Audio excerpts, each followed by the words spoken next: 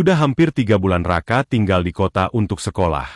Ia hanya pulang 2 kali dalam sebulan, itu pun tidak pernah lama.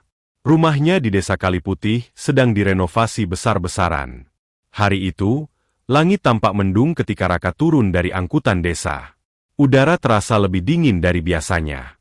Entah kenapa, sejak menginjakan kaki di halaman rumahnya, ia merasa ada yang berbeda. Rumah itu tampak lebih luas, tapi juga lebih sunyi. Di sisi kanan, bekas gudang yang dulu gelap dan penuh barang rongsokan kini telah berubah menjadi kamar baru. Raka, kamu tidur sama ibu saja di kamar baru ya? Kamar lain masih berantakan, kata Busari. Raka hanya mengangguk. Ia tidak tahu, keputusan itu akan menjadi awal dari sesuatu yang tidak akan pernah ia lupakan.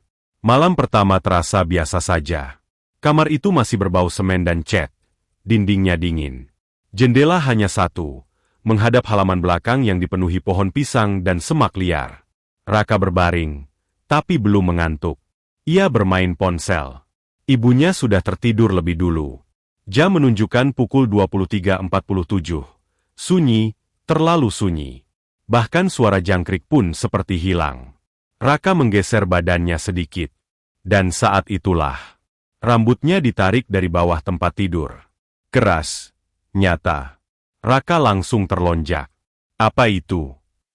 Ia menunduk cepat ke bawah ranjang. Kosong, gelap. Tidak ada apa-apa. Napasnya memburu. Tadi, cuma perasaan. Ia mencoba meyakinkan dirinya sendiri. Namun bulu kuduknya sudah berdiri sejak saat itu. Belum sempat Raka benar-benar tenang. Tiba-tiba ibunya mulai bergerak. Awalnya hanya gelisah. Lalu, seperti ingin berteriak. Tapi tertahan, tubuh Busari kaku, tangannya mencengkeram sprei. Mulutnya terbuka, tapi suara yang keluar hanya gumaman aneh. Seolah, ada sesuatu yang menekan dadanya. Raka menatap ibunya dengan rasa takut yang mulai merambat. Ibu? Ia ragu untuk menyentuh. Entah kenapa, suasana kamar berubah dingin. Sangat dingin. Dan saat itu, Raka merasa ada yang berdiri di sudut kamar, putih, diam, menghadap mereka. Raka langsung memejamkan mata. Tidak berani melihat lagi. Tiba-tiba, Busari terbangun dengan napas terengah-engah. Matanya membelalak. Ia langsung menoleh ke Raka. Kenapa kamu nggak bangunin ibu? Suara ibunya gemetar. Marah sekaligus takut. Raka bingung. Ibu kenapa? Busari langsung bangkit. Kita pindah sekarang. Sekarang? Iya. Tidak ada kompromi. Malam itu juga mereka keluar dari kamar dan pindah ke ruang depan, dekat tempat Pak Darto tidur. Pagi harinya, suasana terasa canggung, Busari tampak pucat. Raka akhirnya memberanikan diri bercerita.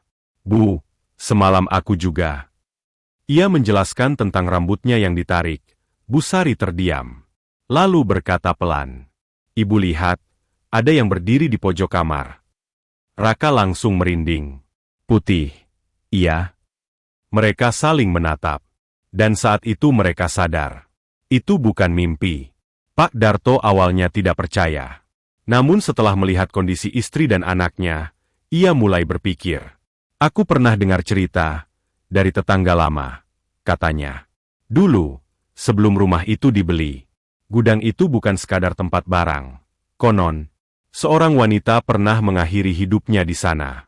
Sejak saat itu, tempat itu sering terdengar suara tangisan. Namun karena sudah lama kosong, cerita itu perlahan dilupakan. Hingga akhirnya, gudang itu diubah menjadi kamar. Malam berikutnya, meski tidak tidur di kamar itu, gangguan mulai terasa. Pintu kamar bekas gudang sering terbuka sendiri. Suara gesekan dari dalam. Langkah kaki. Dan yang paling mengerikan, suara seperti seseorang menangis, pelan, dari dalam. Suatu malam, Raka memberanikan diri melihat dari celah pintu. Dan ia melihat sosok putih itu, duduk di lantai, menunduk. Rambutnya panjang menutupi wajah. Pelan, ia mengangkat kepala. Dan menatap langsung ke arah Raka. Gangguan semakin menjadi-jadi. Busari sering merasa ada yang duduk di sampingnya saat tidur. Raka beberapa kali mendengar bisikan di telinganya saat sendirian. Keluar. Ini tempatku. Suatu malam, suara benda jatuh keras terdengar dari kamar itu. Pak Darto membuka pintu. Isi kamar berantakan, kasur terbalik. Dan di dinding ada goresan panjang, seperti kuku. Akhirnya mereka memanggil orang pintar dari desa sebelah.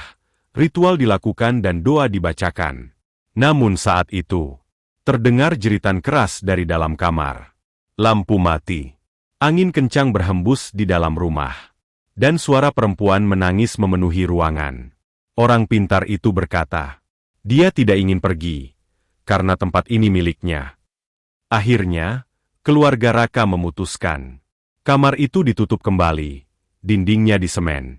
Tidak pernah digunakan lagi. Namun, kadang di malam hari, masih terdengar suara, ketukan.